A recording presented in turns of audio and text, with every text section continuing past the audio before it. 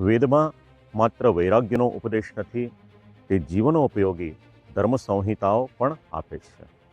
વેદ કહે છે, અગ્નેનય સુપથા રાયે, અર્થાત હે જગતના માર્ગદર્શક અગ્નિદેવ, અમને શુભ માર્ગે ચલાવો. સમૃદ્ધિ મેળવવા માટે માનવ જીવનમાં સંપત્તિ અપેક્ષિત છે, તેથી દરેક માનવી સંપત્તિ, સુખ અને સમૃદ્ધિની ઈચ્છા રાખે છે. સંપત્તિ પ્રાપ્ત થાય એ જેટલું મહત્વનું છે, તે કેવી રીતે પ્રાપ્ત થાય એ પણ તેટલું જ મહત્વનું છે. સંપત્તિ મેળવવાનો માર્ગ સન્માર્ગ હોય તો જ તે કલ્યાણકારી બને છે.